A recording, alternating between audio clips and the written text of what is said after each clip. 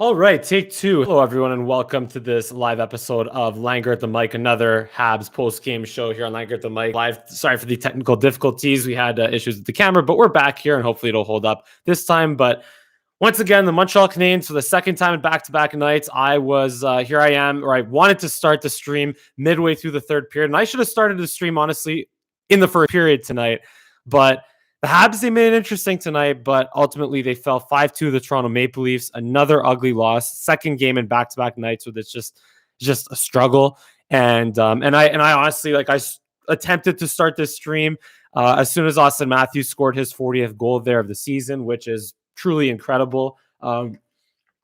Again, just someone like Auston Matthews is just a guy who his knack is scoring goals, just like Tyler Toffoli, but on steroids, He just finds ways like on Monday against Jake Allen there, where it's just an innocent shot from the point where Auston Matthews accidentally is in the right position and accidentally on purpose deflects it in. Or here in garbage time where he just throws a puck at the net and it goes in.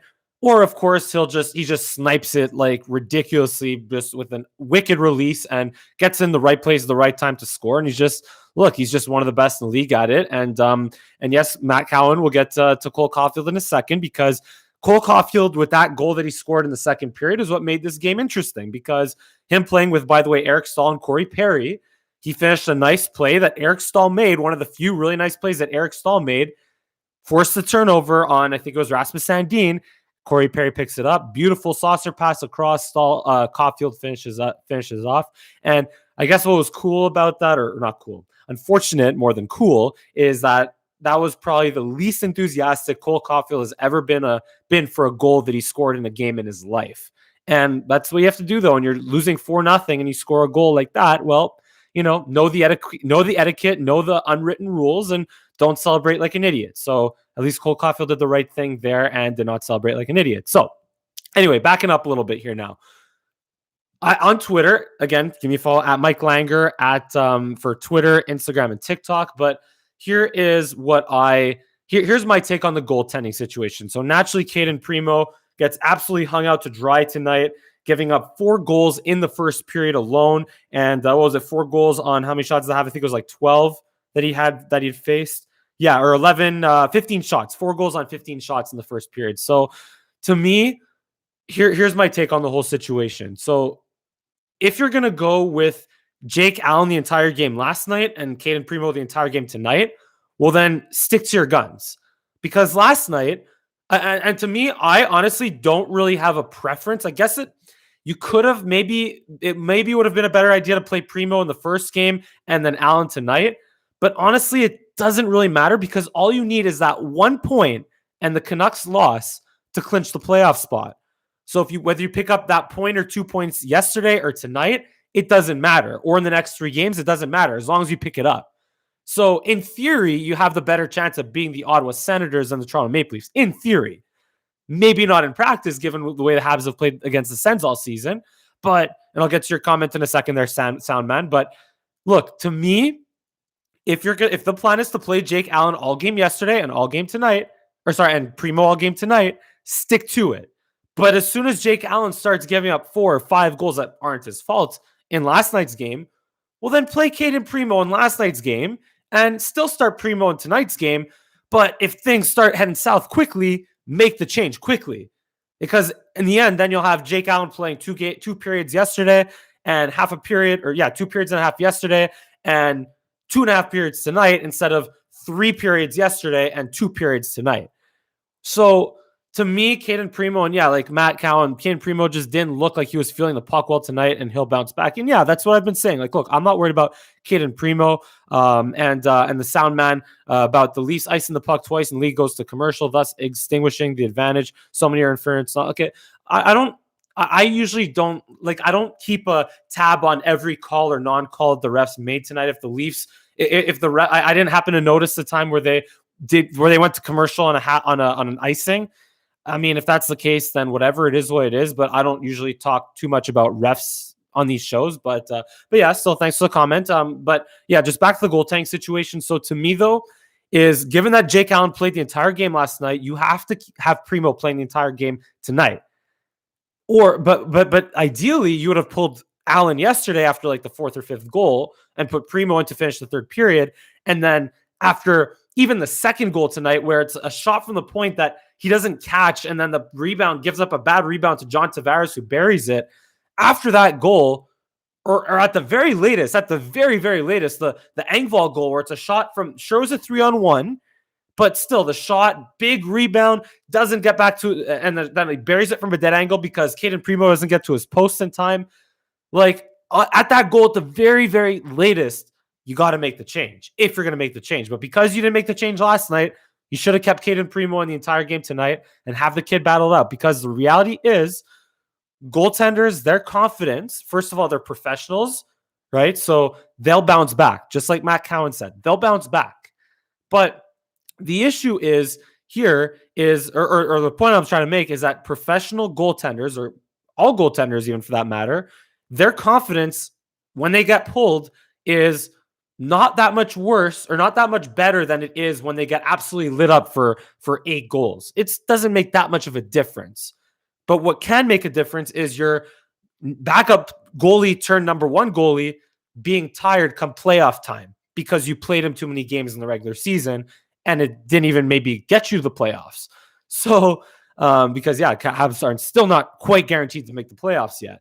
So again, with Jake Allen, it comes down to, and Caden Primeau, just you have to be like, the coaching staff, Dominique Ducharme has not properly managed the goaltenders, and he hasn't properly managed the whole team for that matter, with this ridiculous stretch the Habs have been in, playing 4 games a week for almost 6 weeks straight. I tweeted this on Twitter. Follow me at Mike Langer, where the Canadians, this is the first time in their careers, in these guys' careers, where they've had to play this many NHL hockey games in this short amount of a time. So as a coaching staff, because you were thrown this circumstance of having COVID-19 and losing or having multiple games postponed because of COVID-19, that's an out of the norm circumstance. So as a coaching staff and as a team, you can't manage your team as if that out of the norm circumstance didn't happen. You have to manage your team and adjust, but to what just happened, to the games that got postponed, to the fact that now you're going to play 4 games in a short amount of time from mid-March until the end of the season. You have to adjust to that. But nope, they played Ducharme, Richardson, even throw Burrows in there. As much as we love Burrows, you got to throw him in there too, because he manages the forwards and the power play. But, and yeah, Soundman Allen is truly a breakaway barrier. He stopped Nylander again tonight on a breakaway. Like, Jake Allen has to stop like 4 or 5 breakaways a game, and he's been a huge difference maker for this team. Don't get me wrong, but we need him to be this difference maker if in the playoffs. Even if Carey Price is healthy, even if this man right here is healthy and ready to go, Jake Allen still needs to be able to play at his best come playoff time for the Habs to have a chance to win a playoff game. Never mind win a playoff series. But yeah, just back to the bench management. So again, it's the first time that these guys are going to be playing 4 games a week, every week for 6 weeks straight. So the point is, whether it's with the forwards, the defensemen, or the goaltenders, the coaching staff has to manage the team differently compared to how they would manage them in an 82-game season or even a 56-game season that was without any delays. So again, games like tonight and games like last night, to me, are more just in terms of how the tired and fatigue, both physical and mental fatigue of the team, than how good or how bad they are. Because remember, the first game of the season, they were toe-to-toe with the Leafs, and the Leafs sure won. They won in overtime, but the Habs were toe-to-toe with the Toronto Maple Leafs.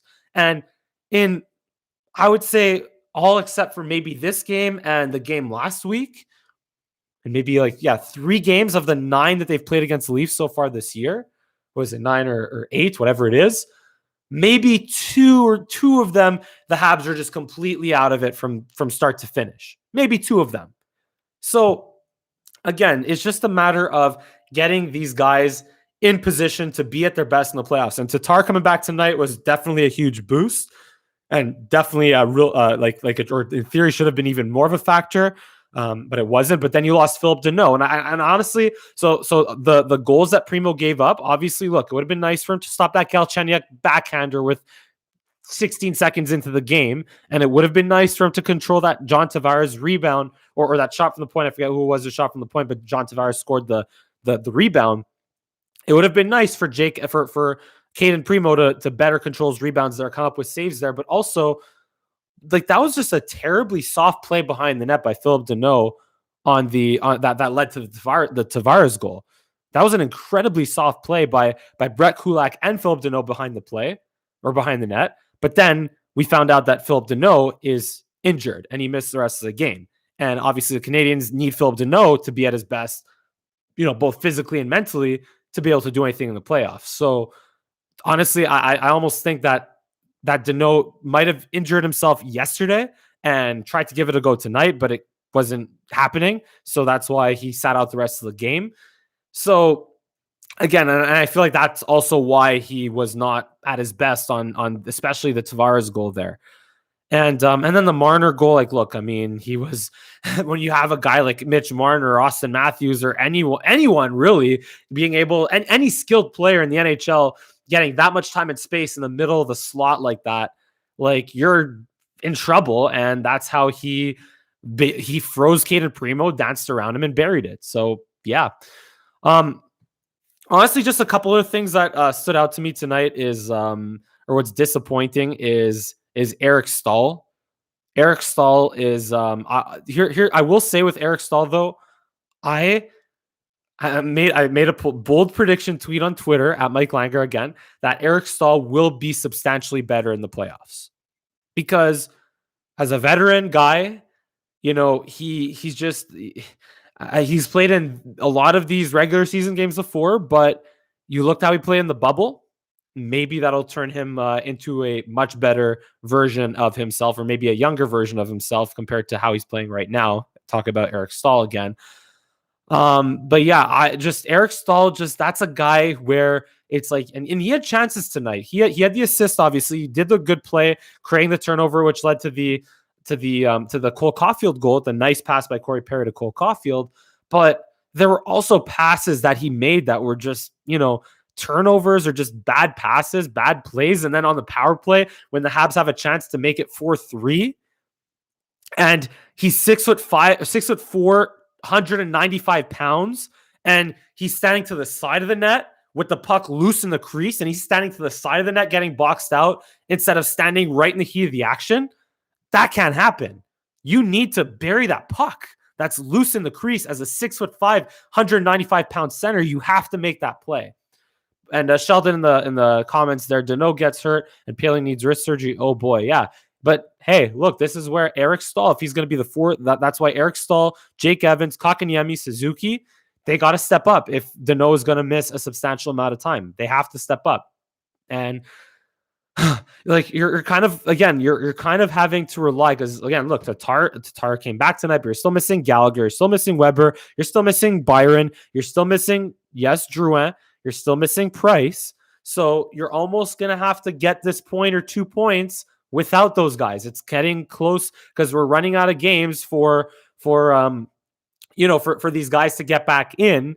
And the more and more we get late into the season, the more I guess imperative that's going to be for these guys to win, even without the guys I just mentioned, right? By the way, sorry, man, I missed your comment there. I'm with you on Mike. Where it's called, that's an unconventional schedule, and it should call for some different thinking and managing of the team. Exactly, yeah, and that's what I've been calling for since March, since the Habs were playing against the Calgary Flames and coming out completely flat because of how tired they were.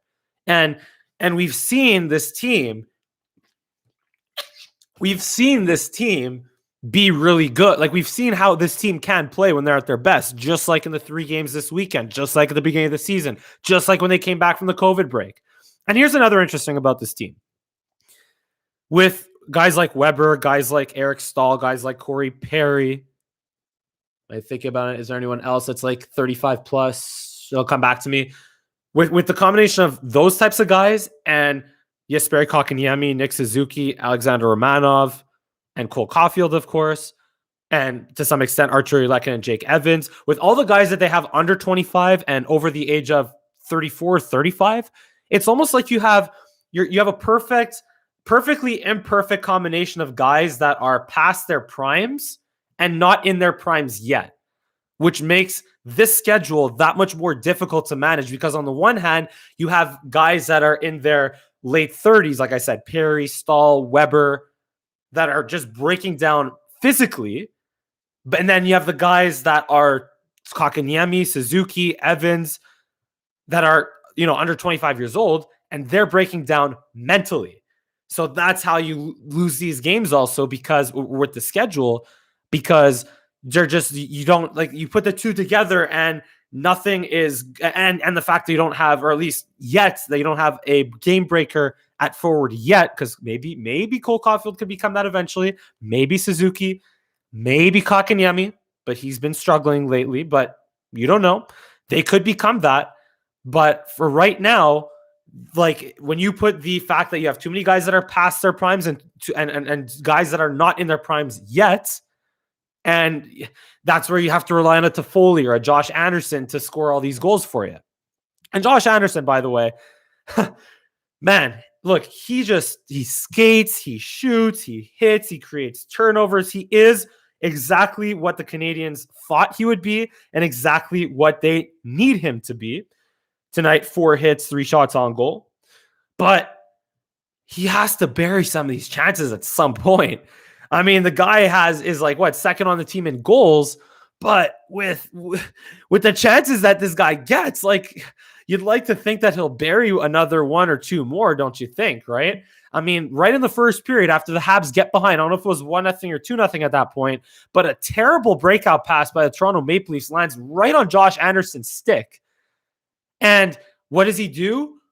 Waits, and then shoots it, and allows Jack Campbell the chance to get set and be able to make a big save. And he deserves full marks for it, don't get me wrong. But as Josh Anderson, the way goalies get beat, and I've said it time and time again, is when they're not ready for the shot. So I would almost say that a shot from far out, from like the high slot, where you like it lands on your stick and you lands on your stick and you shoot right away, you have a better chance at scoring than if you catch it on your stick, drag, wait, and then let a slow release, even if it's a hard shot, but a slow release wrist shot on net. NHL goalies are more equipped to stop that type of shot, like the slow released wrist shot. Even if it's an accurate shot, goalies are more able to stop that shot than the one that lands on your stick and in a split second it's off your stick, even if it's from slightly further away. And what's it called? Yeah, Matt Cowan confirming that Anderson looks super due for a goal. I mean, look, he's scored a lot. He's been scoring goals this year, but it's a matter of, with the chances he gets, he should almost be scoring more. And yeah, maybe they will come in bunches. I mean, he's had multi-goal games this season, so there's no reason why it can't happen. But yeah, just when the Habs just aren't, when the Habs go down 4-0 against the Leafs and you need goals to come back in the game, like, that's where you look at a guy like Josh Anderson getting those chances, and like, imagine if you could bury even one of those chances, just one more of those chances. Soundman again, Leafs or Edmonton in the playoffs. Perhaps they lost on purpose to avoid McDavid and Draisaitl. Look, honestly, I think the Habs match up better than against Edmonton than they do against Toronto, because in Edmonton it's just McDavid and Draisaitl, whereas Toronto it's Marner, Matthews, Nylander, Tavares, and then Foligno and Hyman, and like they're a team in Toronto. Toronto's a team, whereas Edmonton is just 2 guys kind of, carrying everyone, right? So that's why if you look, you're not going to completely shut down McDavid and Draisaitl, but if you could limit them to, let's say, 2 goals, like combined to 2 goals, where they're either the one scoring or getting assists on those plays, then all you have to do is score 3 goals, which against Mike Smith, he's played really well this year. But I don't think Mike Smith for an entire playoff series will be able to necessarily steal it for the Edmonton Oilers. And God forbid for Edmonton if they have to put Koskinen in nets, because he definitely ain't doing it. So, that's why I feel the Habs match up better with Edmonton. But given that they lost tonight and the Winnipeg won yesterday and the Habs lost tonight and last night, I don't think they're going to catch Winnipeg, or it'll be tough for them to catch Winnipeg. And honestly, I don't really care, because at the end of the day, you still have to be in a position where you can handle these teams, where you have to be physically and mentally in position to compete in the playoffs. Because if you're not, if you're mentally tired and physically tired and playing the way you did tonight or the way you did last night, doesn't matter whether you're playing Toronto or Ottawa, Toronto or Edmonton or Ottawa or Winnipeg or even Vancouver or Calgary or the Detroit Red Wings, if they're in the division, doesn't matter, because if you're physically and mentally tired like you were tonight and last night, you ain't going to beat anyone in the playoffs. Randy N in the comments, I believe Habs need 1 win combined with 1 loss by Calgary and Vancouver. Yeah, so it won't take much for the Canadians to the Canadians don't need much to happen to get into the playoffs, but they as long as they control their destiny, they have to stay in control of their destiny by getting that 1 win or even 2 wins in these last 3 games of the season now. And just one more thing I want to mention with Cole Caulfield, of course. So he had the goal tonight. I kind of want to just reiterate what I've tweeted again at Mike Langer. Give me a follow on Twitter. But crap, lost my stats here. But look, with Caulfield, so he had the goal tonight, but he's still kind of fanning on those chances, or not completely getting his full stick on chances that you'd want him to get a good scoring chance on. Just like in the second period where he was 1-on-1, I think it was against Hall or Muzzin, I don't remember, but he was in a 1-on-1 situation and he just lifted his head a split second too early as he was about to rifle it on net, and he fanned on the shot. And I just wanted to say that to me and Randy N, yes, injuries are killing us, yeah, just like I mentioned before, and that's also part of it, because when you play these guys game after game after game after game, well, you're putting them at a greater risk of getting injured. So it's either you could rest them voluntarily while they're healthy and get them even more healthy or less injured and get them more healthy, or you're keeping them out of the lineup because they have to recover from injury. But just going back to Caulfield though, so to me, his fanning on his shots, whether it was the one in the third period or the one in the last 5-6 games, all those chances that he maybe didn't get full wood on, is, to me, that's a sign of a young player realizing that he has to make plays twice or 3 times or 4 times as fast compared to what he's used to. And that's what's making him kind of try to almost be, or his mind's trying to be a split second ahead of his body, or his body's trying to be a split second ahead of his mind. But to me, that's something that as a young player, especially as an undersized player, he'll be able to overcome that. He definitely has a talent to overcome that. So to me, it's like Randy's saying in the comments, timing will come just as long as not injuries come back. Caulfield will be in the lineup. And yeah, just with Caulfield, even with injuries, Caulfield should stay in the lineup. But yeah, in terms of his timing, like I said, as he adapts, as he matures as a player, he'll be able to bury those chances and score a lot more goals even than he is now. Because still 3 goals in the last 4 games, that's still a good pace. And he's still, and he's still creating chances. He's still doing a lot of really good things. He was -2 tonight, but I think that was just the fact that, again, it was just a poop show on that entire line with Deneau and Tatar early, with Deneau not being 100%, Tatar being rusty, and Petrie and Edmondson not getting off to a good start.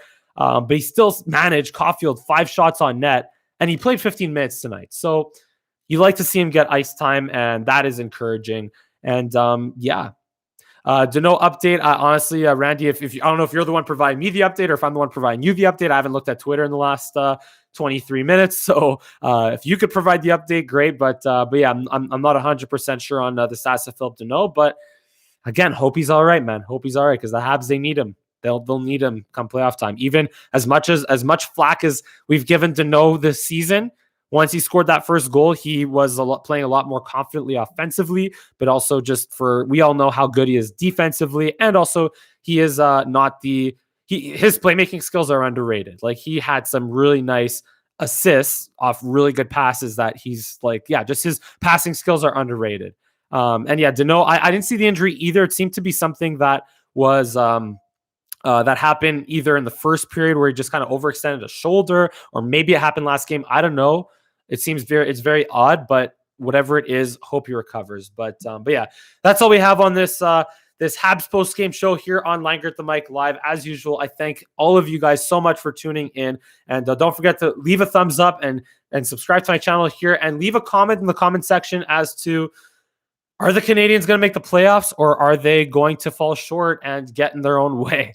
Leave that in the comment section, or whatever else you want to talk about. And as usual, give me a follow also on Twitter, Instagram, and TikTok at Mike Langer for all three. And thank you so much for tuning into this Montreal Canadiens post-game show, as usual, on Langer at the Mic Live. And I look forward to seeing you again next time on Saturday night.